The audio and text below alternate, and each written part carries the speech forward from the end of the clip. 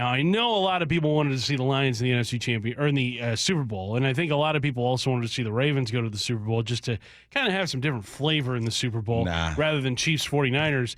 That's not what we're going to get, but I think yesterday actually worked out in the Seahawks' favor. Yeah, it did work out in the Seahawks' favor, man. Like you guys all know, right? The Chiefs get it done on one side, the Niners get it done on the other side. The positive about this whole situation is that Mike McDonald and Ben Johnson can now be interviewed by the Seattle Seahawks, and we're hoping that we do that. You look at what happened this weekend, Curtis. You got the Detroit Lions collapsing in the second half, turning the football over, not being able to get it done. The Niners get it done. Then you got Mike McDonald, who actually called himself a good game against the Kansas City Chiefs. You hold them to 17 points, but it's not enough. They lose that ball game. What do we learn about these coordinators, and how excited are you that now the process can begin? You can start really looking at these guys. I'm thrilled that the process can kind of reach its conclusion. I would expect this week, because you've got McDonald set up for an interview, I think, tomorrow at the Seahawks. Today they're in Detroit interviewing Ben Johnson. So it kind of feels like this is finally coming to a head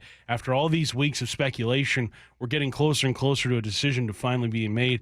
You just got to see kind of what Washington does. I think today they're interviewing Mike McDonald, and I think they've got an interview set up with Dan Quinn again. So to me, Bump, and we're going to talk about this later on in the show, it kind of feels like it's a three-horse race right now between Dan Quinn, Mike McDonald, and Ben Johnson. But if we look at yesterday's games and just kind of what the Ravens did in their loss and what the Lions did in their loss, just from the on-field product, I felt more comfortable with the job that McDonald did with Baltimore's defense compared to what Johnson did with the Lions offense. How did you feel about it? Yeah, I agree with you, man. In the third quarter, Pat Mahomes was 9 of 7 for 28 yards, only 16 yards rushing, 1 for 4 on third downs, fumbled once or twice, didn't lose any. Got Mahomes in the fourth quarter, 3 for 5, 52 yards, 16 rushing yards once again, 2 for 4 on third downs, and 4 first downs.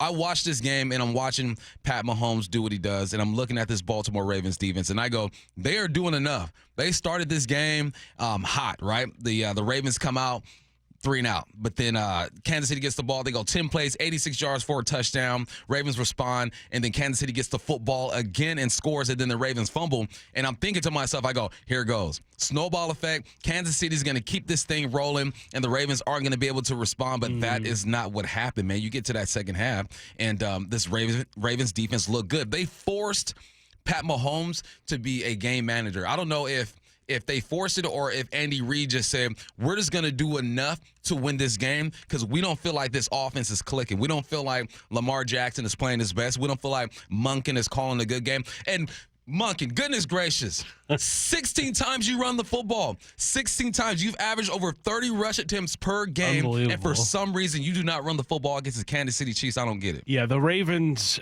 offense was the biggest reason why they lost that game yesterday, not the defense. Now, in the first half, Mahomes was incredible. I think he only had 4 incompletions, like 21 to 25. But like you said, Bump, that second half, they basically kept him in check throughout. Kansas City didn't put a single point up on the board.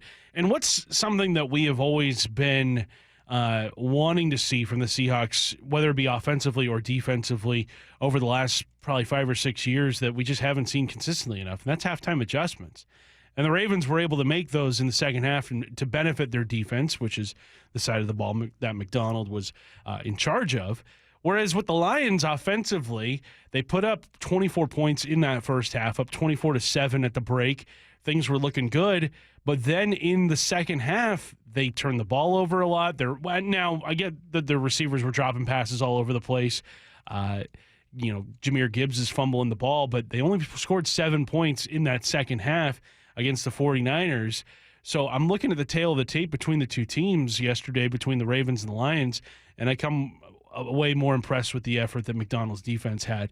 But do you think that Johnson's stock went down at all, or do you think he's still a hot commodity out there? Because I know Washington's got their eye on him too. I still think he's hot. I mean, you look at the way they were able to run the football against the 49ers. That's something that's become a common theme as of late, being able to run the football against the 90s. They rushed for 148 yards in the first half. They were getting things going, right? The second half, I think there was a bunch of things that happened in the second half that kind of stalled that offense out, right? You got the fumble by Gibbs the 49ers great field position. Boom, you go for it. You got the decision to go for it on fourth down instead of kicking a field goal, which I'll talk about a bit later in my four down territory.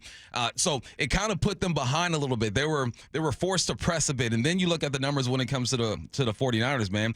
Time of possession, the second half, man, they had the full ball. They were moving the ball down the field. So, look, I know we looked at Dan Quinn and we had that one game and said, "Oh man, what's going on? This defense got ran through. They couldn't stop anybody. Dan Quinn is done." No, look at this. This is a different situation. You did score 31 points against the 49ers. You did have opportunities to win this ball game. Some decision making and Josh Reynolds not making a difficult catch or two kind of deterred you there. But I look at Ben Johnson and I go, you maximize. You got everything you could out of this team, right? When it's all said and done, you can't catch the football for these dudes. You cannot be in the backfield and be the running back and get the mesh with these dudes. And also, you're not calling the plays. I mean, you're calling the plays, but you're not okaying the situation on fourth down to go forward when you are in field goal position. I think Ben Johnson is okay. I think Mike McDonald's okay. They both lost a football game, but I think they both did exactly what they needed to do to keep their team in the game.